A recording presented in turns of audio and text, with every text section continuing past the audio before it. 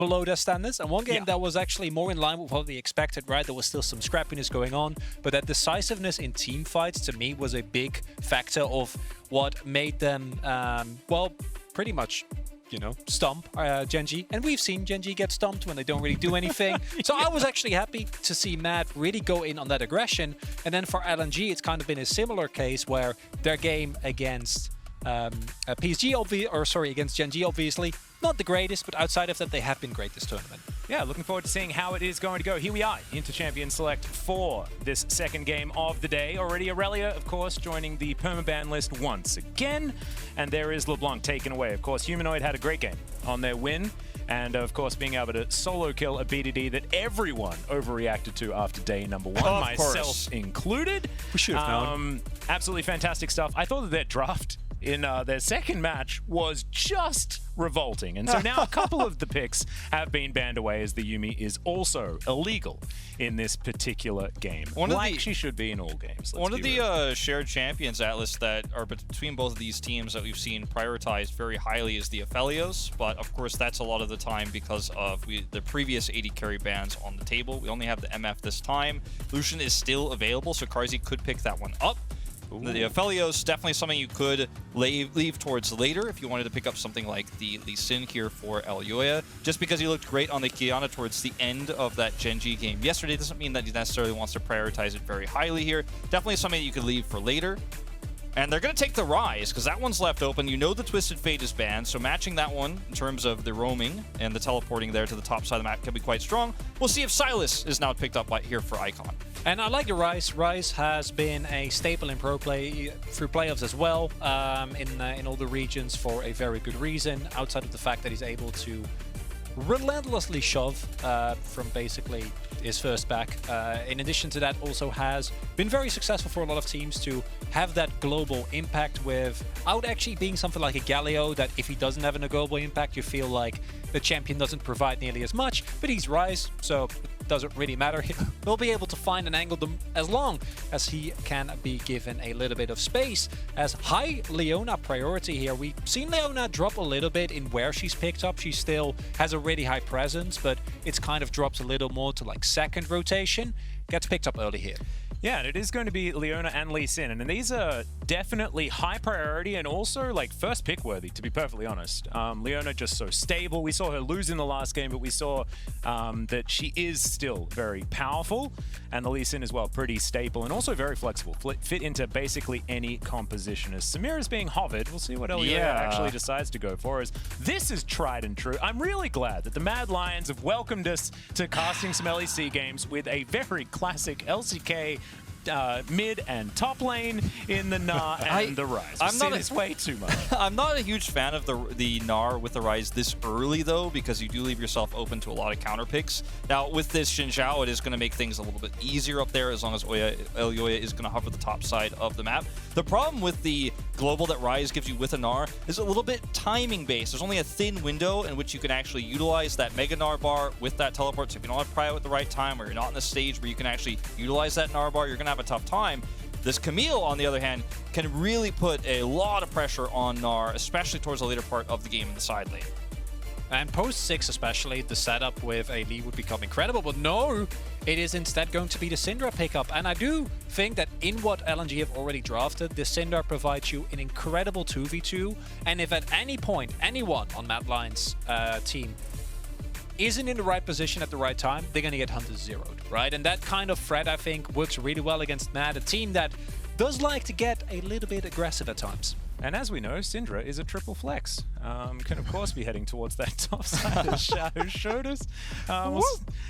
Probably not going to be Isla's pick, of course. Xiao certainly one that's a little more flexible, a bit more of a contortionist there towards the top side of the map than most other people, and likely to be Icon, of course. He has played a heck of a lot of this, and we are going back in time with a draft like this, right? Like Lee Sin, Syndra, Leona, we've been seeing this all year round, and of course, the Rise and the Gnar, no strangers for many, many years on the same team together. I think when you already had the Camille hover earlier, the Jace is a given. It's the obvious ban. It's one of Ale's better champions right now in this meta, great into the Gnar. You could ban the Camille. The other ban you would have wanted to look for potentially would have been that Sylas I mentioned earlier, but when they lock in the Syndra here, you're not expecting it to be either a Sylas top or, of course, that Syndra flex. So I think banning the Camille away here is still the best option for Mad Lions at the moment. But you've got to consider that Sylas could still potentially be a thing so strong with the ability to match that Rise teleport, their Realm Warp rather, and the ability to, of course, Gnar people later on, one of the strongest things you could steal in League of Legends. Take away the Wukong, though, instead. That's really interesting that Mad are banning the Wukong, of course, respecting the power level of said Wukong, but it's Amit that's so good on this particular pick, trying to protect himself from one of his staples, but it does leave the Camille that they were trying to pick anyway, still available. So probably just happy to go into that particular matchup, and we'll see how Amit is going to survive. It was also kind of calling the bluff, I feel like, what Mad Lions were. We know what you hovered. We don't care. We're going to lock 2 picks in that we feel like are more problematic because I do think that the Gnar has a window against the Camille early. If we do see early presence with that Zins out towards topside, there is a possible punishment window there available.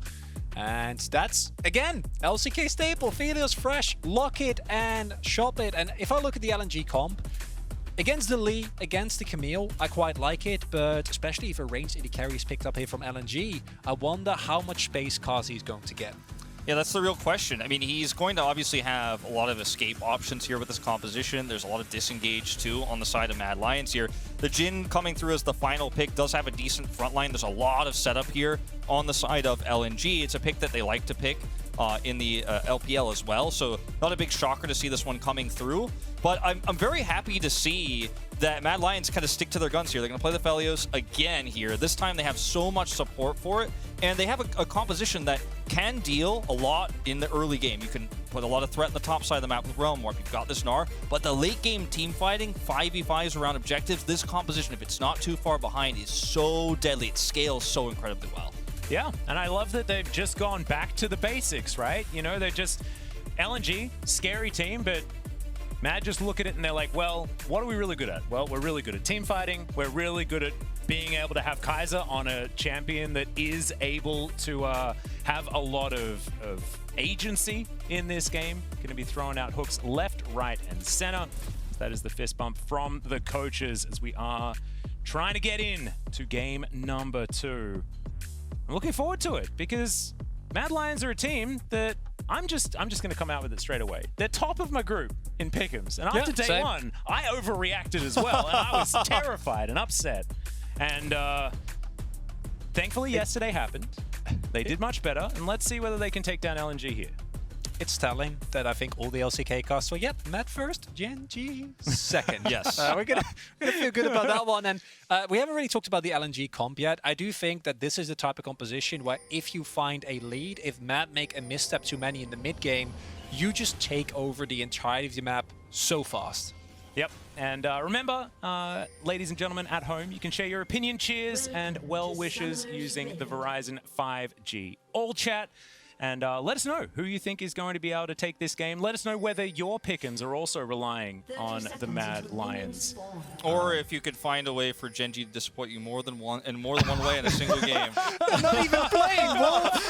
Come on! Give him some space! Look, I'm very excited for Are you going to blame Genji if LNG wins this game? No. I'm just saying I'm very excited because A, Genji is playing later, and B, I'm not casting it. So you just wanted to get it in there. It's not even relevant right now.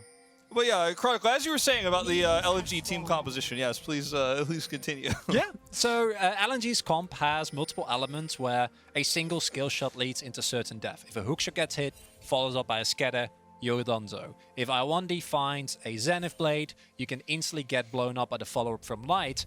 And I do think that the LNG comp runs into some issues if they fall substantially behind. I think their ranged wave clear is rather lacking. You're only looking at the Syndra really because Jhin, his wave clear in long-range scenario is not amazing.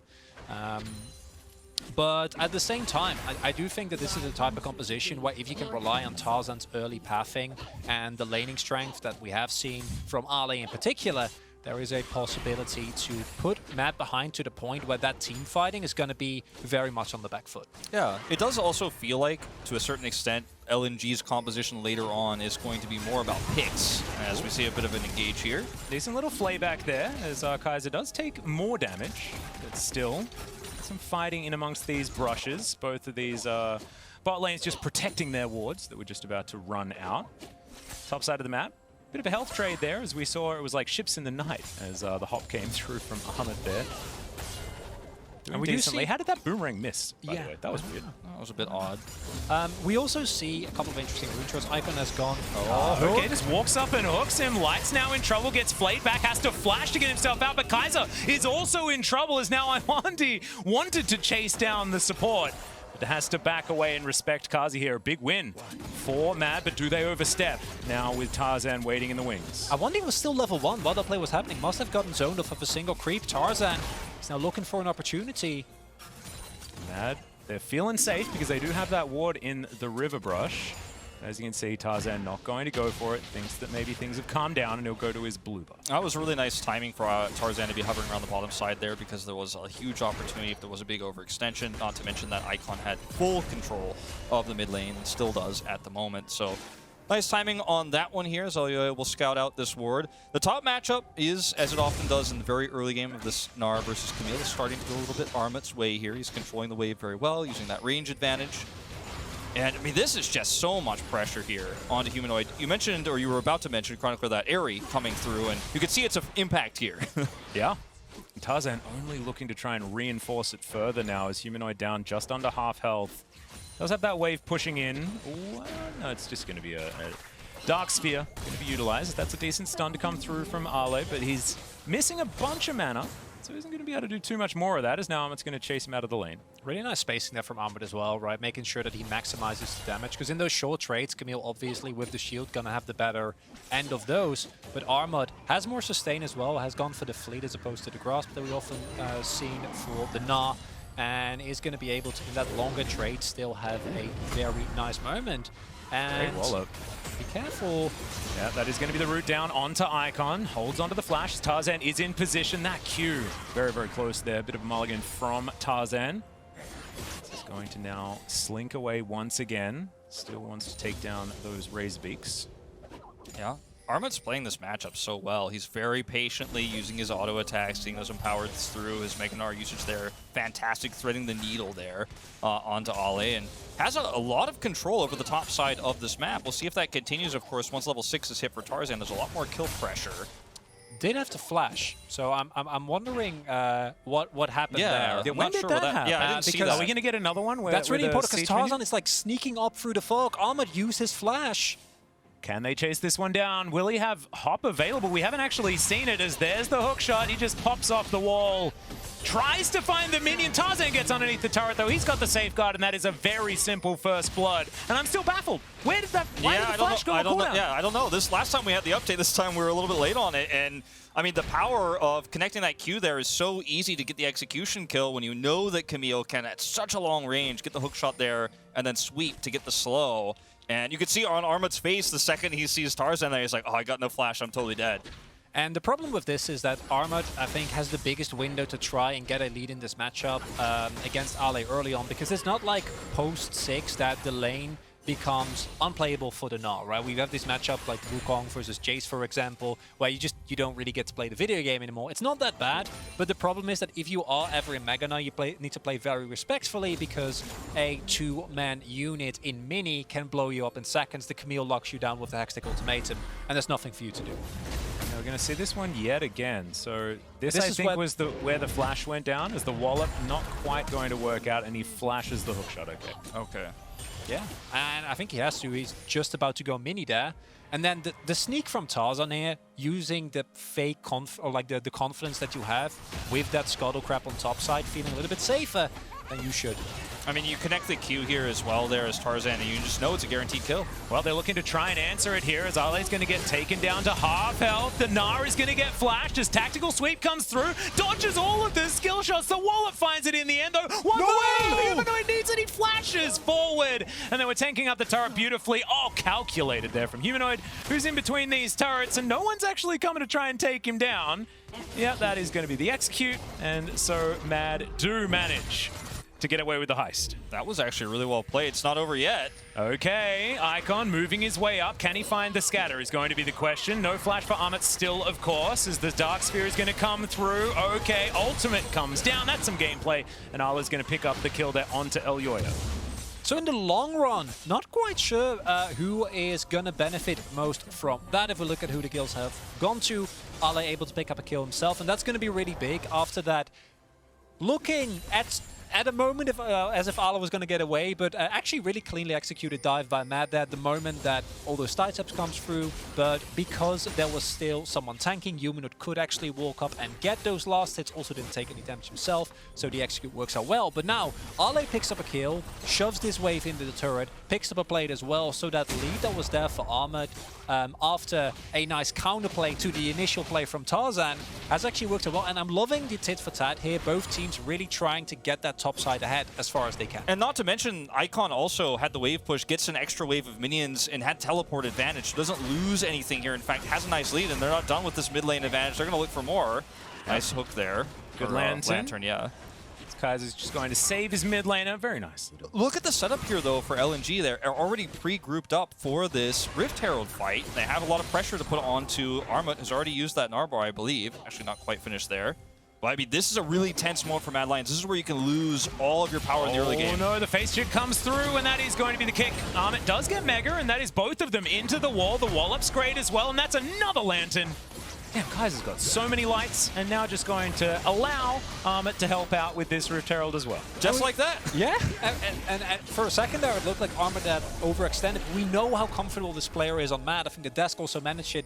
How much better Armut looks when he's on a champion that's comfortable. He's like, no, I'm at 80% Narbar. I'm fine. The moment that you transform, stun them into the wall, they can't actually make a play. And Tarzan and Ali looking to try and 100 to 0 that Gnar, like we talked about earlier, and then you get a free Herald. Instead, they use a lot of resources, don't actually end up getting anything, and give up the Herald. So even though Mad is a little bit behind in terms of gold because of that second play that happened on top side, should still be able to, at the very least, equalize once they drop this Herald.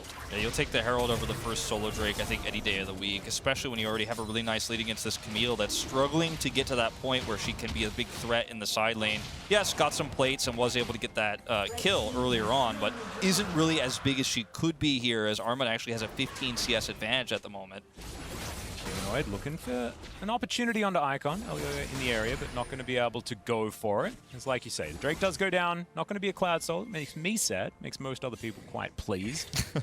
As 4 minutes until that Cloud Drake is going to be available. Another rock going to get thrown at Ala here, as we've got the Wallop landing as well. Armut picking up these boulders left and right, and Ala has to use that hook shot to get himself out. And I love seeing Armut on comfort, right? We saw him on the Jax. He looked like he didn't really feel himself on that champion. Then the Wukong comes out and you're like, ah, there's the guy. There's the guy that we all know and love. And the Gnar is working out the same way, at least for now. And it's showing again, Mad Lions had the opportunity to ban the Gnar, or ban the Camille rather, right? They were like, no. We have faith in Armut to navigate this matchup, and so far, that faith has truly been rewarded. Again, he's pushing up far, but that Narbar is almost full. Yeah, Iwandi. Ale's at 200 health right now. The hookshot comes down. That's the Gnar. There's the Wallop as well. And he just picks up the kill. Launched himself into the waiting arms of the Mega Gnar. And Armut's not done. Humanoid's tanking up the turret for the moment. There's the flash after the boulder toss. And Armut's now trying to make the great escape. Icon will have some Dark Spheres, but he's pretty slow now with the boomerang. And out he goes. Yeah, he gets a little bit of a love tap there from the Krug, but it's not even close. It was so much closer to being even more as well with the Realm Warp coming through there. You know, we almost had Humanoid escape. The teleport timing there almost lands them another kill. It does not work out. That was pretty well punished here from LNG. But, I mean, it's like the color point of, look at this guy, look at how comfortable he is, and then it just happens again. He literally has no does that. fear. It's like, blessing, finally. It's like, oh yeah, he's at 75%, you know, he's feeling confident. He's and 30 then they CS still up. go for the play. And it just backfires spectacularly. I think because of the fact that we do see Icon roaming up here, they feel more comfortable than they should. But one, teleport is available, and even if this teleport does not come through, just want to reiterate, like, worst case scenario, Armor gets a 1-for-1. Right? Like that is also not a terrible scenario when your opponent is sending 3 people to your lane, and it showcases why Matt felt comfortable. Yeah, we're just going to blind pick it up. We know how comfortable he is on this. We've played a ton of games with it, and so far it's working out nicely. And there comes a point where if Armor gets far enough ahead and he plays well enough around Naba, which based on what we've seen thus far, fairly confident he will continue to do so. The windows for Ale and Tarzan, or Ale and Icon, or whoever goes up topside, become smaller and smaller, and eventually Camille will hit the 2-3 items, and we know what a champion can do. But if you delay that enough, you might never reach that point. Now Mad Lions, nice gold lead. Yeah, a Pride heading towards the bottom side of the map as well, as we can see the Rift Herald pops down, and that is going to be the rest of this turret. Pretty textbook, but you love to see it as in goes Elyoya. Maybe didn't really want to, as he just explodes. So, as I say, textbook, Elyoya's like, no. They got first turret blood, you know, just making sure. I was going to say, I mean, a lot of teams like to push that Rift Herald into the lane they're controlling. They try to stop the Camille and really just empower Armit, but they try to spread the love. They try to spread the gold. Maybe a little bit too much spreading of the gold there on the bottom side of the map, but hey, first turret going over there. And I do agree that there are ways where LNG can really turn this game on a dime later on. Don't think it's going to be the Camille for a while here, but Icon is starting to get very, very powerful himself as well. Almost 30 CS up on Humanoid.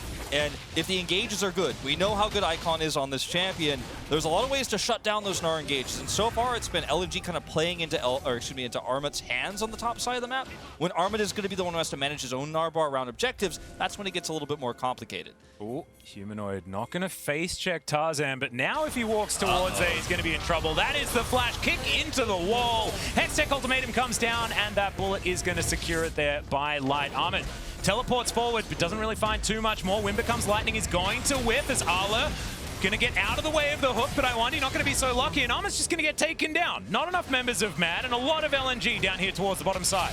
And this is the ultimate scenario for LNG. It's 1 by 1 by 1. You can pick them all off. This is where you are at your strongest. And yeah, another flash out here as Kaiser is down to just a sliver, and Icon's just going to throw an orb at him, and that will pick up the Thresh. As Kazi, yeah, he puts a Sentinel over there, but I don't think he's going to go in. That is going to be that. And there was no need for that. It's sad that Humanoid dies, but it's, again, a 4-man investment. It's a nice play coming through from LNG. And I think as Matt, if you can maybe look for a cross-play, secure some vision on top side, try to go for something. But Armit feels the time pressure because he's in Mega Gnar and he wants to try and help. Yeah, and these are those complex decisions that you're going to have to make around objectives later on that become a little bit more tricky to pull off. I know Mad is very good at the macro. We've seen it already so far this game, and they are a team that will play around the Gnar bar for Armit very well. But when it does come to some of these skirmishes where you go, well, I've got this bar, we've got to make this fight happen now, and you make the wrong choice, the consequences can be quite dire, especially with a composition like what LNG is running. You give them an inch, they'll take a mile. They're going to look to hold on to this Herald. And I think they saw that Kazi just went home as well. So they have full information that there is only possibly 4 members here, as Shirley goes on quite an excursion. She will eventually get her way out. So she's like, off-season's coming up, I'd like to join the Mad Lions. I just want to put my best foot forward. Yeah, well, she definitely did, and now LNG are going to say, well, no, that's not happening. You are coming over to our side. But now the Mad Lions are going to welcome her back. The invitation in the mail. And now we're just very confused, if we're Shirley, to be perfectly honest. This is like the Speed Racer still movie. Waiting here. Light is on a ward, but the curtain call just about to come off cooldown, but not quite.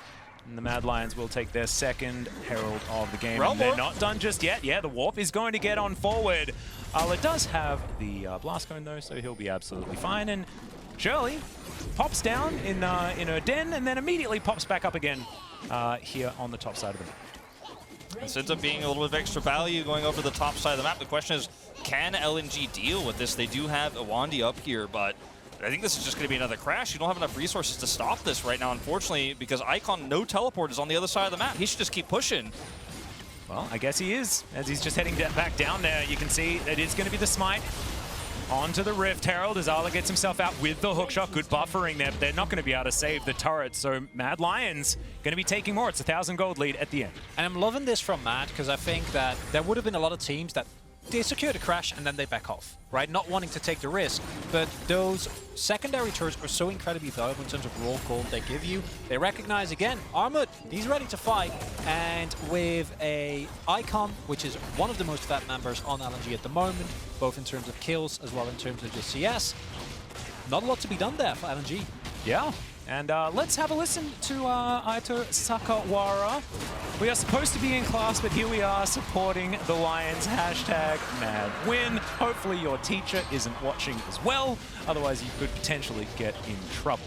Just send in your sick note, and also we don't endorse... that's true. Yeah. We don't endorse skipping class for Worlds, but actually, yeah, we do. Don't. No, we Stay don't. in school. No, we don't. Stay in school. Stay in school, Yeah. but, you know, maybe miss a class here or there. Yeah, just watch on your phone under your desk. It's easy. Hey, maybe you have one of those cool teachers that is like, guys, you're gonna have to do your homework. We'll have this up on the big screen. Okay? Hopefully it's not muted. English class, because then that's too much pressure on us. I Yeah, think. if any of your classes were canceled today, it might not be a coincidence, especially if you're in Europe. That's looking good. Well, let's see whether this team fight is going to work out. Is Kaiser going to get slowed down? It's a good play to stop the re-engage. Lands the hook, but Light only going to take half of his health bar. The Ignite ticks down.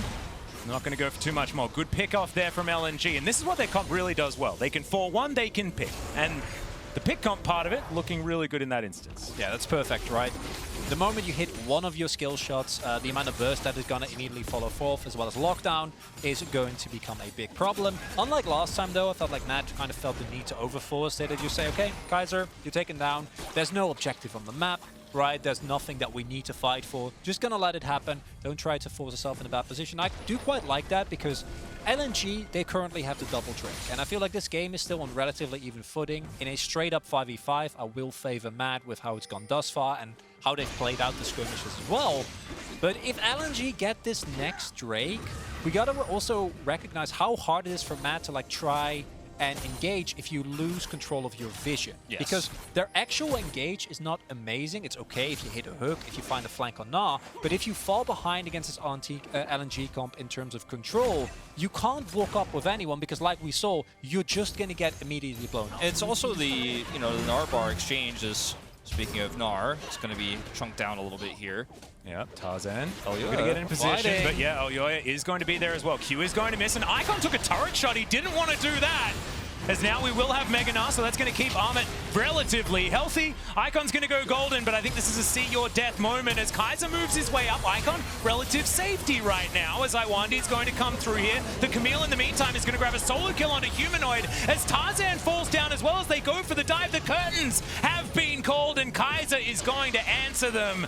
Not in a way that benefits Mad Lions, unfortunately, and Ala is going to push down this inner turret. This is a moment, too, where LNG had this all planned out from the beginning. You could even see the hesitation there on the top side of the map for Mad, trying to kill Icon. They back away because they know that Jhin ultimate is up. They know Light can engage from so far away, and he does eventually pull that trigger. And now, I mean, it's incredible what Mad Lions had in terms of the pushing power in the early game, the lead they had there, because LNG are now 10 kills to 4, but only still up about 500 gold. But this is where the cracks do start to show. And what I'm loving from LNG is that they've identified that Mad sometimes go for fights you don't need to go for. There is no objective at that point on the top side of the map that you need to go for, right? Mad, in that situation, like, we want to fight because we can fight, because we are able to try and utilize the power that this team comp has. But LNG, they're doing it in full face of them, right? So they're at the ready for it. The fact that Ale then also finds this solo kill onto Humanoid is just, having your cake and eating it too. Yeah, that's the Axe Effect replay, and Humanoid just no real options here as he gets tactically swept. Yeah, there's just no reason to ever frost and look for that there. Unfortunately, just a big misstep.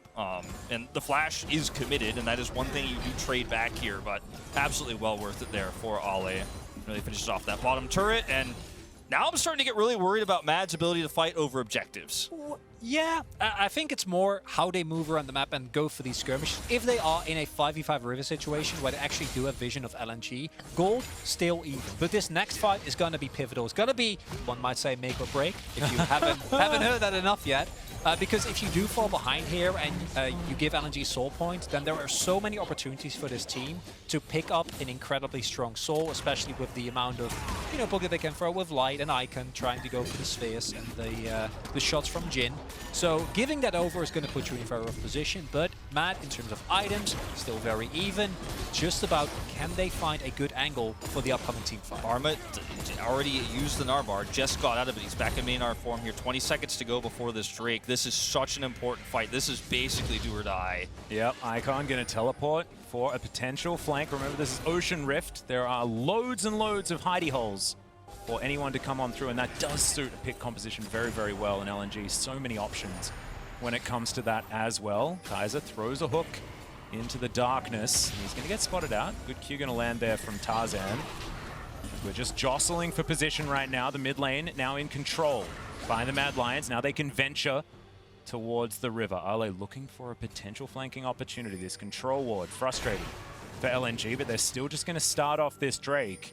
Arma just wants to auto-attack anything he can right now to get that bar up. That's one tool that they don't have that they so desperately need to 5v5.